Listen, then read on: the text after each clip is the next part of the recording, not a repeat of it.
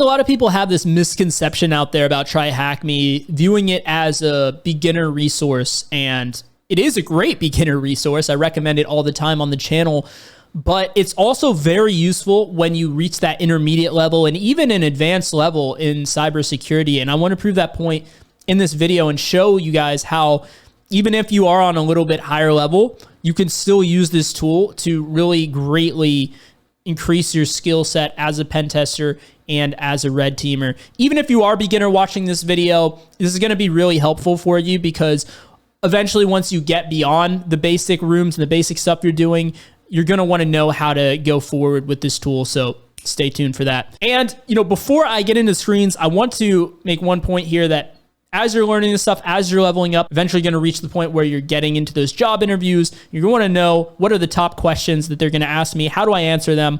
I have that in the description below. If you click the link for the top 10 pen testing interview questions that you need to know, you'll find that right there absolutely for free. So let's get into it. All right, so I'm here in TryHackMe, which is a platform that I always recommend to beginners. But how do you use this tool if you are more advanced, right? Or even intermediate level? So if I click on the Learn tab here, we'll see that there's a lot of different paths. And I would say to people that are new, I always tell them, these paths are where you want to spend a lot of your time.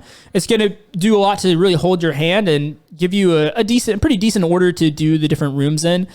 But if you're intermediate or advanced, you probably want to spend a little less time here. Now, the exception to this rule is that, say you are really strong with web pen testing, you do a lot of web pen testing, but you have a big knowledge gap when it comes to Active Directory. In that case, I would say, yeah, maybe dive into the offensive pen testing section and then maybe scroll down into the Active Directory section and target that knowledge gap by just doing these rooms here. But let's say you have a pretty solid foundation and there's no major area of pen testing that you're lacking in, and you want to use this to grow your skill set even further. Well, in that case, I would click over here on practice. I think a lot of people that use this site, it is a little bit tricky to navigate. I mean, the interface is pretty good, don't get me wrong, but yeah, some of the stuff is a little bit hidden. Particularly this practice section here is where you'd want to go. And then you go for not to series, but you go to general. Okay. And what this is going to do is going to show you all these different rooms. And it's going to say, based on your experience, it's going to give you some suggestions on different rooms that you could do. But, there's a lot of different ways that you could go about discovering stuff on here. And you could look at the tags here and see easy, medium, hard. Let's give a few scenarios here. Let's say the learner that you're at a low intermediate level, right?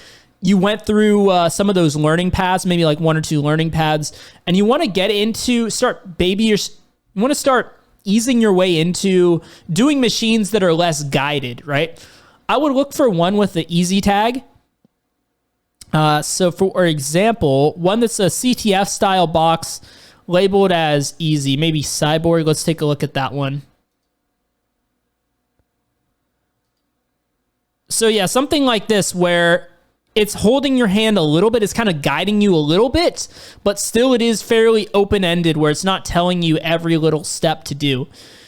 There's varying degrees of this on TryHackMe. Some are super hand-holdy. So it really depends on what level you're at as to which one you go with. Start with one that holds your hand a lot and ease your way into the ones that hold your hand even less till eventually you're doing boxes that, just like you'd find on Hack the Box or something, where it's like, hey, what is the user flag? What is the root flag?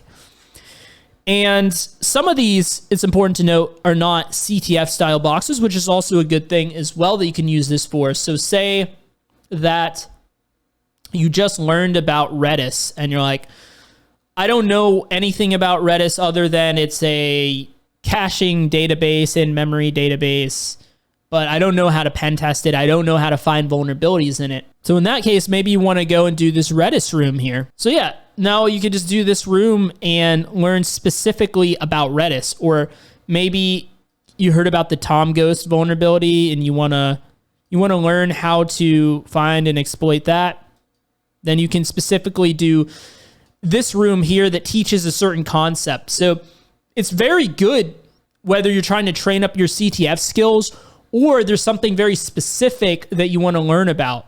Another example is when the now infamous Log4j vulnerability came out. Well, very quickly, there was a room on here where you could go and see how do you actually exploit it. You can actually get some experience exploiting Log4j yourself using one of these rooms. So great way to learn very specific things as well. Now let's dive into this other tab here, which is pretty useful, the search tab.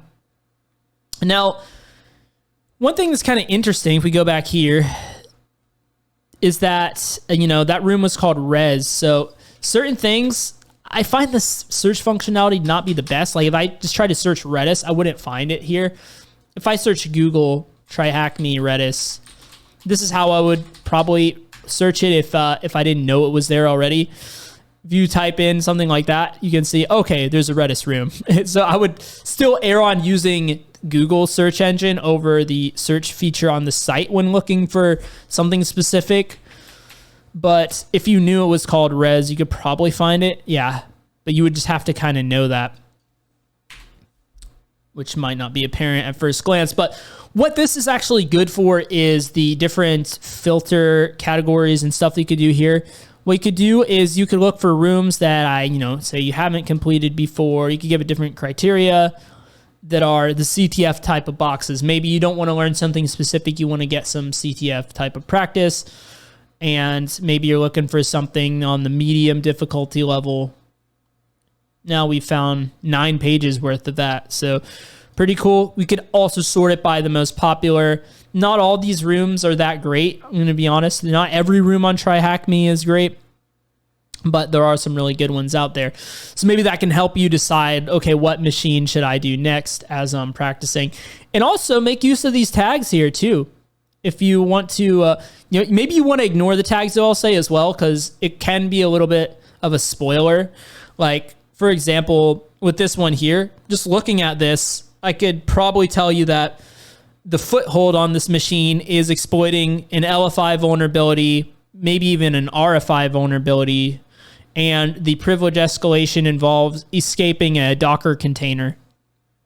To keep in mind, I'm hiding completed. I've never done this box before, but yeah, that would be my guess. Oh, well, actually, even if you read the description, it will tell you, exploit a PHP application via LFI. So maybe you want to kind of ignore that. But on the other hand, maybe you want to train something specific. For example, maybe you are wanting to improve your kernel, your shell shock and kernel exploit and stuff like that. Maybe the ODay CTF machine is good for you. Maybe you want to work on some Linux privesc on CentOS. Well, now you can know which room to do.